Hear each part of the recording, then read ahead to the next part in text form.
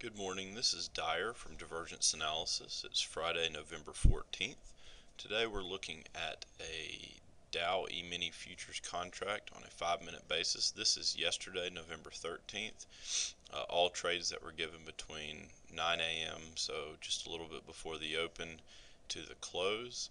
It was a good day. Volatility has dried up a little bit in the past few weeks, but the 5-minute chart has been looking pretty good, showing all of the swings intraday, large or small.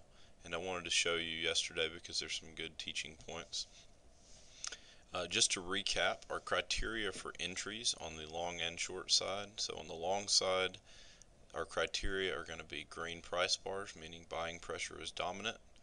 A green arrow, meaning that this velocity indicator below has crossed up, indicating force to the upside.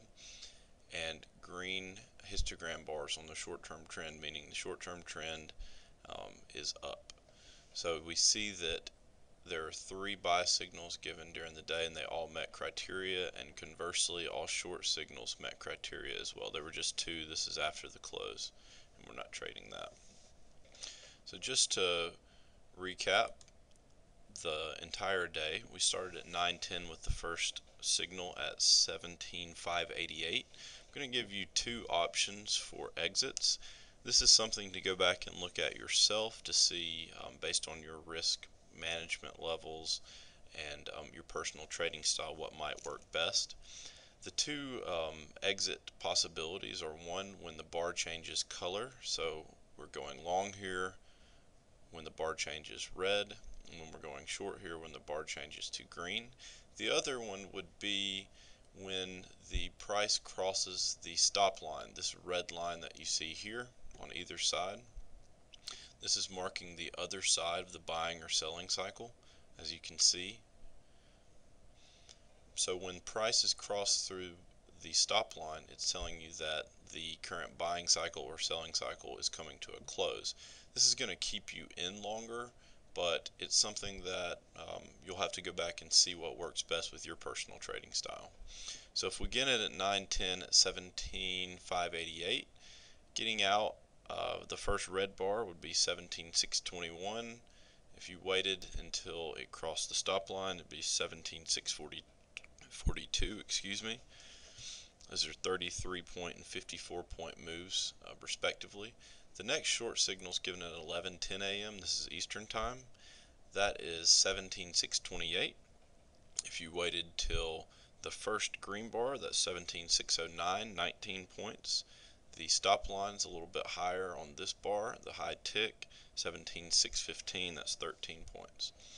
This is a midday trade. It doesn't look as good. We usually try to either avoid midday trades or make them confirm on multiple time frames, so we at least have a higher probability of success. But this is 12:25. The confirmed buy signal was given at 17,618. It doesn't pan out, and the bar turns red just a few minutes later, or this is a 5-minute chart, so about 25 minutes later, and that is a loss of 7 points. If you waited till it actually crossed the stop line, it'd be slightly less, a loss of 6 points. The next short signal is given soon after at 1 p.m. That is at 17,599. It met all of our short criteria. It turns into a nice short move, and right as it's bouncing off the bottom, green bars come in, so this is going to get you out a little bit earlier than the stop line, and that ends up being an exit point at 17,567, which is a 32-point move. The stop line a few bars later comes in at 17,574, so that'd be a 25-point move. Last trade of the day is another long right after 2 p.m. and that's at 17,577. You'll see that if you're playing based on the stop line, you're going to kind of get immediately stopped out 3 points lower. If you're waiting on the price bar to turn red, then it turns into a better move, 17,589, so that's a 12-point move. A teaching point: if you are using the stop lines for your exit. Sometimes this is going to happen when the signal is given early. You can see that it ends up being a good signal, but the signal is given kind of early in respect to when the cycle actually changes up, when these three lines intersect.